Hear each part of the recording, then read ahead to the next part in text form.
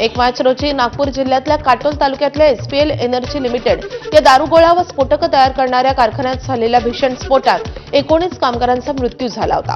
या स्फोटाचा प्रत्यक्षदर्शी असलेल्या महिला कामगार संगीता भोयर यांची प्रकृती 2 दिवसांनी अचानकपणे बिघडली असून 3 मार्चला नागपूर येथील मेडिकल रुग्णालयात दाखल करताच त्यांचा मृत्यू झाला। स्फोटानंतर संगीता भोयर यांनी घटनास्थळी पाहिल्यावर जबर मानसिक धक्का अनुभवलेला होता। 2 मार्च रोजी छातीत वेदना आणि अस्वस्थता वाढल्यामुळे कुटुंबियांनी त्यांना रुग्णालयात नेलं, पण तिथे पोहोचताच त्यांचा मृत्यू झाल्याचं स्पष्ट झालंय। या घटनेमुळे एसपीएल ब्लास्टमधील जीवितहानीचा आकडा आता अधिक गंभीर स्थितीत पोहोचलाय, तसेच स्फोटाचे मानसिक परिणामही गंभीर असल्याचं दिसून येतंय। 14 फेब्रुवारीला मुलुंडमध्ये मेट्रोचा स्लॅब कोसळून झालेल्या दुर्घटनेत एकाचा मृत्यू तर अन्य 3 जखमी झाले होते। या प्रकरणी वकील रुचू ठक्कर यांनी मुंबई उच्च न्यायालयात जनहित याचिका दाखल केली होती। याचिकेत सर्व मेट्रो मार्गिकांचं सुरक्षा ऑडिट करून त्याचा अहवाल सादर करण्याची मागणी करण्यात आली होती। मुंबई उच्च न्यायालयानं एमएमआरडीएला सद्यस्थिती अहवाल सादर करण्याचे आदेश दिलेले असून 2 आठवड्यांची मुदत दिलेली आहे। त्यानंतर पुढची सुनावणी होईल। ही दुर्दैवी घटना आहे। प्रत्येक घटनेसाठी न्यायालयाचे दरवाजे ठोठावले जाऊ शकत नाहीत, तरी देखील अहवाल सादर करणं आवश्यक आहे, जेणेकरून जनहित याचिकेचा उद्देश पूर्ण होईल, असं न्यायालयानं नमूद केलं आहे। शेअर मार्केटमध्ये गुंतवणूकदारांना फसवणुकीच्या अनेक प्रकारांची तक्रार समोर येते। अशात एका घटनेमध्ये एआय तंत्रज्ञानाचा वापर करून गुंतवणूकदारांची 1.5 कोटी रुपयांची फसवणूक झाली आहे। गुंतवणूक फायदेशीर होईल का असा प्रश्न विचारल्यावर फ्रॉड नंबर पुढे आला आणि त्यावर संपर्क साधल्यावर व्हॉट्सअप ग्रुपमध्ये ऍड करण्यात आलं आणि तिथून फसवणूक सुरू झाली। या दुसऱ्या घटनेमध्ये ज्योतिषानं फसवणूक केली असून फसवणुकीचा आकडा 12 कोटी रुपये एवढा आहे। या प्रकरणात ज्योतिष विरोधात आता लुकआउट नोटीस जारी करण्यात आली असून त्याचं कार्यालयही सील करण्यात आलंय।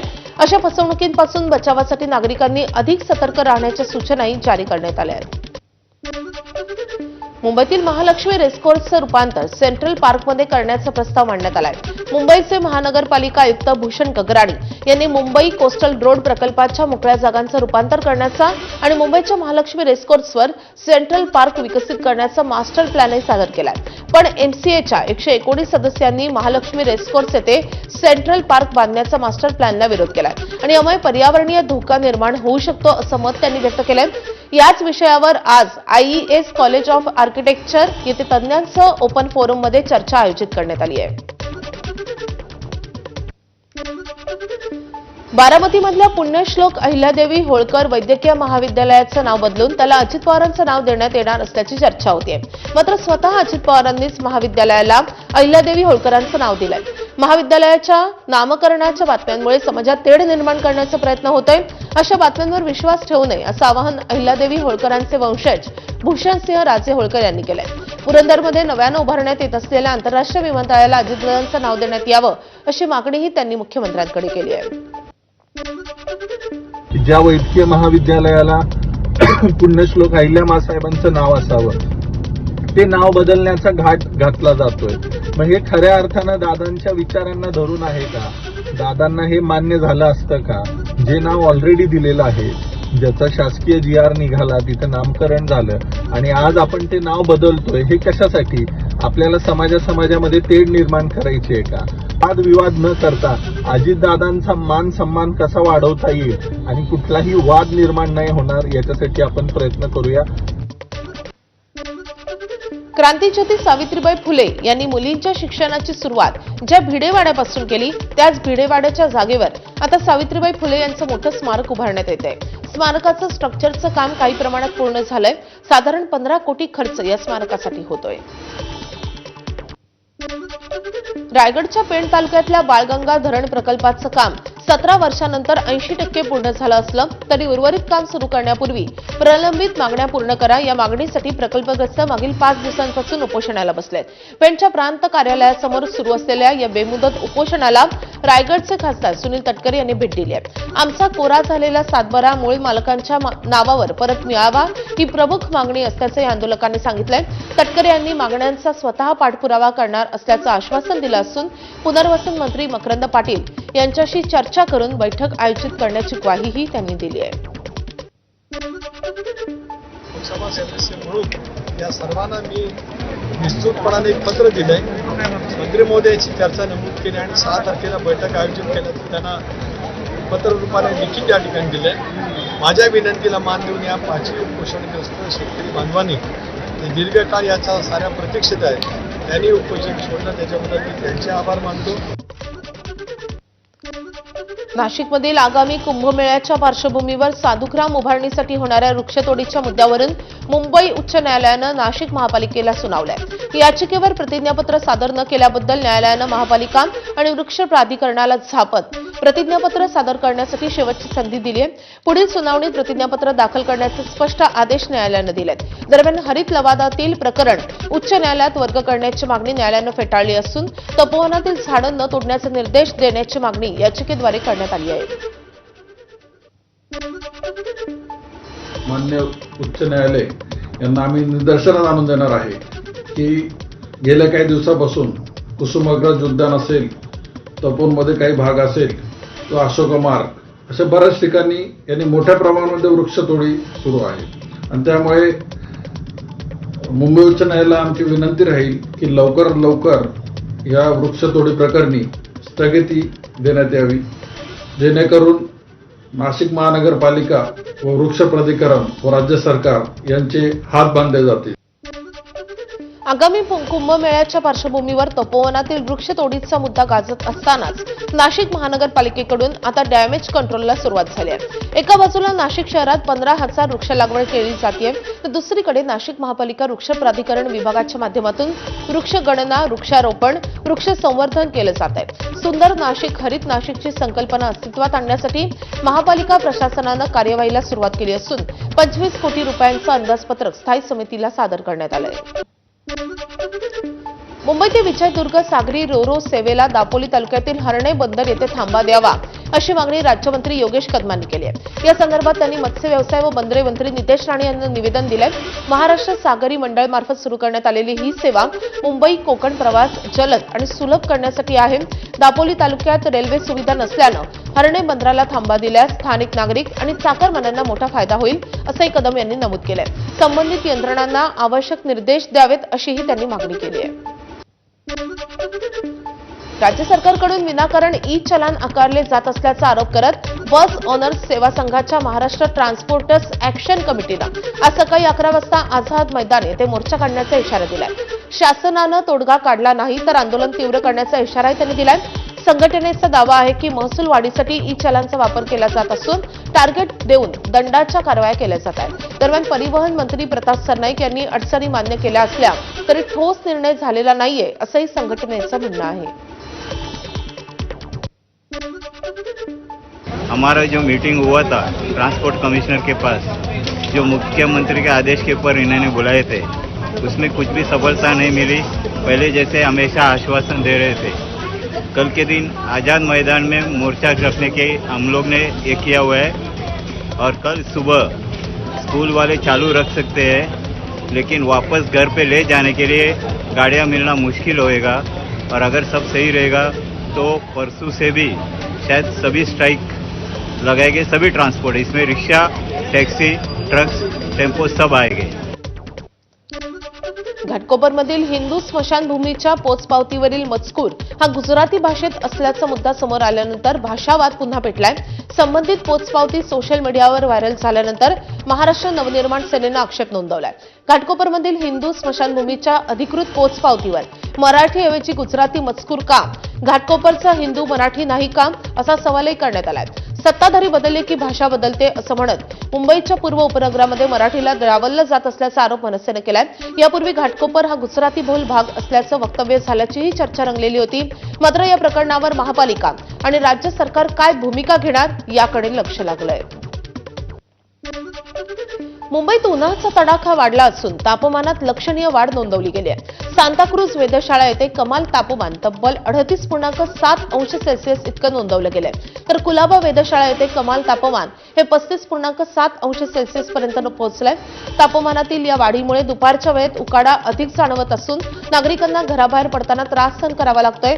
हवामान खात्याच्या अंदाजानुसार उद्याही मुंबईतील तापमान सरासरी 37 अंश सेल्सिअसच्या आसपास राहण्याची शक्यता आहे. उन्हाळ्याची चाहूल लागताच जालना जिल्हा प्रशासनानं संभाव्य पाणी टंचाईसाठी आराखडा तयार केलाय. जून महिन्यापर्यंत निर्माण होणाऱ्या पाणी टंचाईचा अंदाज घेऊन 16.5 कोटी रुपयांचा हा आराखडा तयार करण्यात आलाय. एप्रिल आणि मे महिन्यात जिल्ह्यात 150 ते 200 टँकरची आवश्यकता भासणार असल्याचा अंदाज अधिकाऱ्यांनी व्यक्त केलाय. सर्वाधिक टंचाई जाफराबाद तालुक्यात निर्माण होऊ शकते आणि त्यामुळे टँकरचे टेंडर प्रसिद्ध करण्यात आले आणि कंत्राटदार निश्चितीकरणाची प्रक्रिया सुरू झाली आहे. फेब्रुवारी ते जून पर्यंत 562 गावं आणि 138 वाड्यांना पाणी टंचाईची झळ बसण्याची शक्यता आहे. बदलापूर स्त्री बीच प्रकरणाचे धागेदोरे राज्यात अनेक ठिकाणी असल्याचं समोर आलंय. या ठाण्यातील IVF सेंटरवर करण्यात आलेली कारवाई ही राज्यातील अशा प्रकारची पहिली कारवाई असल्याची माहिती गृहराज्यमंत्री योगेश कदमांनी दिली आहे. संबंधित ठिकाणं हे अधिकृत सब सेंटर नसून प्रत्यक्षात एक घर होतं. नाशिकमधील सेंटरमधील डॉक्टरच या ठिकाणी प्रक्रिया करत असल्याचा आरोप आहे. गरजू महिलांना पैशांचं आमिष दाखवून त्यांच्याकडून 8 ते 10 वेळा बिचांड घेण्यात आल्याचा धक्कादायक प्रकार उघड झालाय. नोंदणी करताना खोटी नावं वापरण्यात आल्याचंही समोर आलंय. आधार कार्ड पोर्टलला लिंक केल्यास अशा प्रकारांना आळा बसेल असंही कदम यांनी सांगितलंय. ठाण्यामध्ये कारवाई झाली ते कुठलेही सब सेंटर नव्हतं. ते एका घरामध्ये छापा आपण केला आणि तो पोलिसांच्या इंटेलिजन्स मार्फत जी काही माहिती प्राप्त झाली होती त्या माहितीच्या आधारे तो छापा आपण टाकला होता. जे काही नाशिकमध्ये IVF सेंटर होतं त्या डॉक्टरांच्या मार्फत इथे काही रॅकेट चालवलं जात होतं. एक गोष्ट लक्षात आली की याच्यामध्ये जवळपास 10-1 महिला याच्यामध्ये पीडित होत्या. आता एकाच महिलेचं रजिस्ट्रेशन वारंवार कसं त्यांनी केलं तर सभापती महोदय यांनी एकाच महिलेला जेव्हा इंजेक्शन देत असताना रजिस्ट्रेशनच्या वेळेला त्यांनी खोटे आधार कार्ड वापरले की जे काही पोर्टल रजिस्ट्रेशनसाठी वापरलं जाते त्याच पोर्टलवरती ह्या महिलांचं रजिस्ट्रेशन करत असताना त्यांनी आधार कार्ड लिंक करून आपण ते रजिस्ट्रेशन आपण ते कंपल्सरी आपण करू आणि आधार कार्ड लिंक झाले की मग त्यांना डुप्लिकेशन करता येणार नाही. बदलापूर ईस्ट पोलीस स्टेशन अंतर्गत जो गुन्हा दाखल होता त्यामध्ये आपण काल रोजी डॉक्टर पाटील यांना अटक केलेली आहे. आज रोजी माननीय न्यायालयासमोर आपण त्यांना हजर केलेलं आहे आणि एकूण 5 दिवसांची PC जे आहे ते आम्हाला मिळालेलं आहे. दिनांक 9 मार्चपर्यंत पोलीस कस्टडी आम्हाला मिळालेली आहे. बदलापूर स्त्री बीच तस्करी प्रकरणातील आरोपी डॉक्टर अमोल पाटील याला अंबरनाथ न्यायालयानं 5 दिवसांची पोलीस कोठडी सुनावली आहे. अमोल पाटील याला पोलिसांनी नाशिकमधून अटक करत अंबरनाथ न्यायालयात हजर केलं होतं. यावेळी न्यायालयानं ही शिक्षा सुनावली आहे. पुण्याच्या रामेश्वरम कॅफेमध्ये महापालिकेनं कारवाई केली आहे. विमाननगर येथील कॅफेचं अतिक्रमण महापालिकेच्या JCBनं हटवण्यात आलंय. बीडच्या गेवराई तालुक्यातील शिरसदेवी येथील विद्यार्थ्यांना एका पत्र्याच्या शेडमध्ये परीक्षा देण्याची वेळ आली आहे. या परीक्षा केंद्रांवर सर्रासपणे कॉपी पुरवण्याचा व्हिडिओही समोर आलाय. तसेच येथे CCTV कॅमेरे बंद असल्याचंही आढळलंय. 10वी आणि 12वीच्या परीक्षेत शिक्षण विभागाच्या नियोजनाचा ढिसाळ कारभार उजेडात आलाय. या परीक्षा केंद्रांची पूर्वी पडताळणी का झाली नाही असा प्रश्नही उपस्थित केला जातोय. आज 10वीचा हिंदीचा पेपर असताना हा सगळा प्रकार समोर आलाय. कोल्हापूरच्या इचलकरंजीमध्ये सांगलीवाडीतील रेकॉर्डवरील गुन्हेगार ओंकार कांबळे याच्यावर गोळ्या झाडल्याची धक्कादायक घटना घडली आहे. पूर्व वैमनस्यातून इचलकरंजीतील एका गुन्हेगारानं पोलिसांसमोरच हा गोळीबार केलाय. या हल्ल्यात जखमी झालेल्या ओंकार कांबळे याला तातडीनं कोल्हापुरातील एका खासगी रुग्णालयात दाखल करण्यात आलं असून त्याच्यावर उपचार सुरू आहेत. या घटनेमुळे परिसरात तणावाचं वातावरण निर्माण झालंय. अहिल्यानगरच्या जामखेड शहरातील न्यूरानी कॉलनी इथे गोळीबार झाल्याचं एकच खळबळ उडाली आहे. गोळीबारात सागर मोहोळकर या नावाचा तरुण गंभीर जखमी झालाय. जखमी सागर मोहोळकर हा नुकताच नाशिक मध्यवर्ती कारागृहातून बाहेर आल्याची माहिती आहे. सागरनं पुण्यातील कुख्यात गुंड निलेश खायवळलाही मारहाण केली होती. आज सागरवर 7 राऊंड फायर झाल्याची माहिती आहे. एका अज्ञात व्यक्तीनं मोटारसायकलवर येत त्याच्यावर गोळीबार केलाय.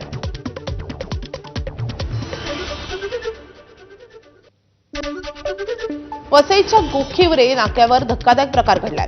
बंदोबस्तावर असलेल्या वाहतूक पोलिसावर दुचाकीस्वारांनं भर रस्त्यात दगडानं हल्ला केलाय आणि त्यांच्या हत्येचा प्रयत्न केलाय. या हल्ल्यात वाहतूक पोलीस जसवंत वळवी हे गंभीर जखमी झाले असून त्यांच्यावर रुग्णालयात उपचार सुरू आहेत. 4 जण एकाच दुचाकीवरून जात असल्यानं पोलिसांनी त्यांना अडवलं असता आरोपी अभिषेक जयस्वाल यानं हुज्जत घालत अचानकपणे दगडानं हल्ला केला. या प्रकरणी वाळवी पोलीस यांनी आरोपीला अटक केली असून हत्येचा प्रयत्न आणि सरकारी कामात अडथळा आणल्याप्रकरणी गुन्हा दाखल झालाय. भंडाऱ्याच्या लाखांदूरमध्ये चोरीच्या गुन्ह्याचा तपास 17 वर्ष तरुणीच्या मृत्यूचं कारण ठरले आहे. चिचोली गावामध्ये एका किराणा दुकानात चोरी झालेली होती. संबंधित दुकानदारानं 25,000 रुपये चोरीला गेल्याची तक्रार पोलिसात दिली. त्यानं गावातील एका 17 वर्षाच्या तरुणीवर चोरीचा संशय व्यक्त केला. तक्रारीनंतर 2 मार्चला तरुणीची 6 तास कसून चौकशी झाली. दुसऱ्या दिवशीही तिला चौकशीसाठी बोलावण्यात आलं होतं. मात्र त्यापूर्वीच मुलीनं विषप्राशन करून आत्महत्या केली. पोलिसांनी चौकशी दरम्यान मुलीवर दबाव टाकला आणि तिला मारहाण केल्याचा आरोप कुटुंबियांनी केला. त्यानंतर भंडारा जिल्हा सामान्य रुग्णालयात मुलीचं शवविच्छेदन करण्यात आले. मात्र त्यानंतर कुटुंबियांनी मुलीचा मृतदेह थेट लाखांदूर पोलीस ठाण्यात नेलाय. दोषींवर कारवाई होत नाही तोपर्यंत मृतदेह ताब्यात घेणार नसल्याचा पवित्रा त्यांनी घेतला. अखेर पोलिसांनी लेखी आश्वासन दिल्यानंतर कुटुंबियांनी हा मृतदेह ताब्यात घेतलाय. तर दुसरीकडे संबंधित मुलीच्या नातेवाईकांकडूनच चोरी झालेली 25,000ची रक्कम ताब्यात घेतल्याचा दावा आता पोलिसांनी केलाय. मी दिशाराम सोमाजी आंबोडकर चिचोली संभूजी नेमगे यांनी किराण्याची चोरी झाली म्हणून रिपोर्ट दिली आणि माझ्या मुलीवर शक घेतला. तिनं तो घरी येऊन जहर खाल्लं. आली मुलगी आता म्हणते मी आपलं जीवन ठेवत नाही म्हणते. आली जहर खाल्लं अर्धा 1 तासात. तर मला न्याय पाहिजे. माझी मुलगी गेली, मला काहीतरी न्याय द्या. पोरगी पोलीस स्टेशनमध्ये गेली होती लाखांदूरले. ते पण आली. नंतर ती जीवन ठेवत नाही म्हणते. जाऊन बाजीवर झोपली. नंतर विष खाल्लं. विष खाल्ल्यानंतर तिले दवाखान्यात भरती केलं. आता मला पूर्ण न्याय पाहिजे. माझी मुलगी तेवढी सोन्यासारखं आहे, मरून गेली आहे. जळगावच्या एरंडोल तालुक्यातल्या भातखेडा इथे सासरकडून होत असलेल्या मानसिक त्रासाला कंटाळून तरुणानं आत्महत्या केली आहे. मृत्यूपूर्वी लिहिलेल्या चिठ्ठीमध्ये सासू, साली आणि साडू यांच्या त्रासाला कंटाळून हे पाऊल उचलल्याचा उल्लेख करण्यात आलाय. या प्रकरणी कासोदा पोलीस ठाण्यात सासू अनिता बडगुसर, साडू भट्टू गरुड आणि साली गौरी गरुड यांच्यासह तिघांविरुद्ध आत्महत्येस प्रवृत्त केल्याचा गुन्हा दाखल झालाय. पोलिसांनी सुसाईड नोट जप्त करून पुढील तपास सुरू केलाय. बुलडाणा वेळकर खामखेड मार्गावरच्या औद्योगिक क्षेत्र परिसरात 32 वर्षीय युवक राहुल बाजड याचा मृतदेह आढळलाय. मृतक तालुक्यातील बेळगाव येथील रहिवासी असून होळीनिमित्त त्यानं इतर 4 मित्रांसोबत पार्टी केलेली होती. मात्र काल सकाळी त्याचा मृतदेह सापडल्यानं परिसरात खळबळ निर्माण झाली आहे. मृतकाच्या नातेवाईकांनी प्रेम प्रकरणातून त्याची हत्या झाल्याचा आरोप केलाय. पोलिसांनी मृतदेह शवविच्छेदनासाठी पाठवला असून पुढील चौकशी मेहकर पोलीस करतायत. या घटनेमुळे मेहकर परिसरात तणावाचं वातावरण निर्माण झालंय. अहमदाबाद राष्ट्रीय महामार्गावर मध्यरात्री भीषण अपघात झालाय. पालघर तालुक्यातल्या सोमटा परिसरात धावत्या ट्रकनं समोरील वाहनाला धडक दिल्यानंतर ट्रकला भीषण आग लागली आहे. या दुर्घटनेत ट्रक चालकाचा मृत्यू झाला असून वाहक गंभीर जखमी झालाय. जखमीला तातडीनं रुग्णालयात दाखल करण्यात आलंय. अपघातानंतर ट्रक आणि चालक जळत असल्याचा धक्कादायक व्हिडिओ समोर आला असून घटनेमुळे परिसरात खळबळ निर्माण झाली आहे. छत्रपती संभाजीनगरमधून एक मारहाणीचा व्हिडिओ समोर आलाय. 2 गटातील तरुण एकमेकांना मारहाण करतानाचा व्हिडिओ व्हायरल झालाय. छत्रपती संभाजीनगरच्या बुढी लाईन परिसरातला हा व्हिडिओ असल्याचं समजतंय. मात्र हा वाद नेमका कोणत्या कारणावरून झाला हे अस्पष्ट आहे.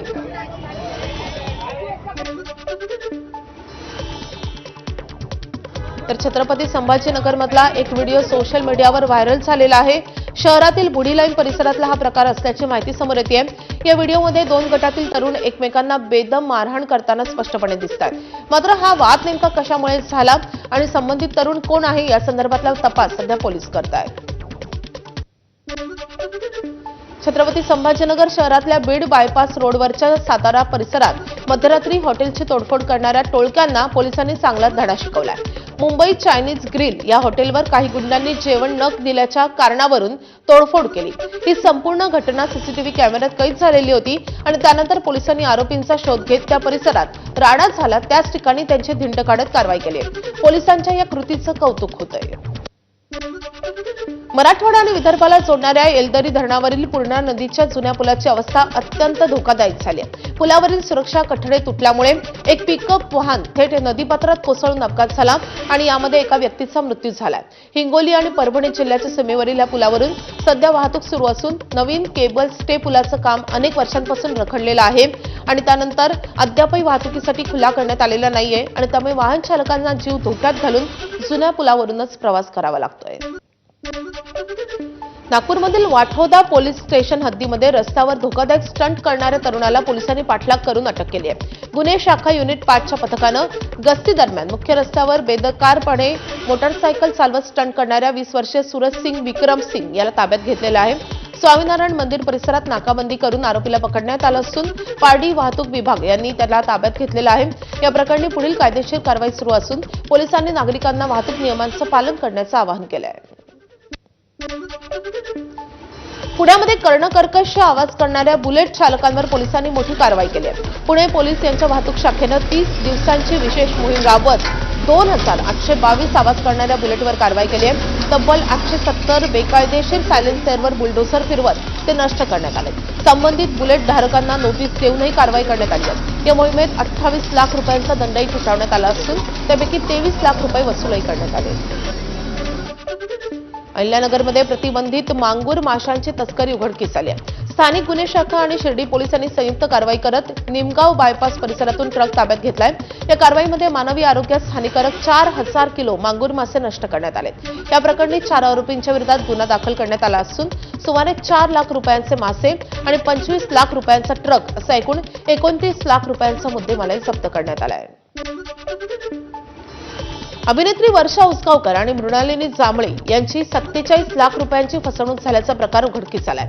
या प्रकरणी दिग्दर्शक तसेच बांधकाम व्यावसायिक गणेश जाधव यांच्या विरोधात गुन्हा दाखल झालाय. पनवेल येथील प्रॉपर्टी प्रोजेक्टमध्ये पैसे गुंतवल्यास चांगला नफा मिळवून देण्याचं तसेच 1 वर्षात मुद्दल परत देण्याचं आमिष दाखवून हा फसवणूक झाल्याचा प्रकार समोर आलेला आहे. नोव्हेंबर 2019 ते फेब्रुवारी 2020 दरम्यान वर्षा उसगावकर, मृणालिनी जांभळे आणि इतरांनी मिळून एकूण 47 लाख रुपये गुंतवले होते. मात्र ठरल्याप्रमाणे परतावा न मिळाल्यामुळे त्यांनी पोलिसात धाव घेतली असून पुढील तपास सुरू आहे. यवतमाळच्या नेर तालुक्यातल्या बाणगावमध्ये एक बिबट्या विहिरीत पडल्याची घटना समोर आली आहे. गावकऱ्यांना याची माहिती मिळताच तातडीनं वनविभागाला कळवण्यात आलं. यानंतर वनविभागानं बिबट्याला सुरक्षितरित्या बाहेर काढत अन्य ठिकाणी सोडले आहे. गेले काही दिवस माणगावमध्ये बिबट्याचा वावर होता आणि त्यामुळे ग्रामस्थांमध्ये भीतीचं वातावरण होतं. मात्र बिबट्याला सुरक्षित बाहेर काढून दुसऱ्या ठिकाणी नेण्यात आल्यानं गावकऱ्यांनी आता सुटकेचा विश्वास सोडला आहे.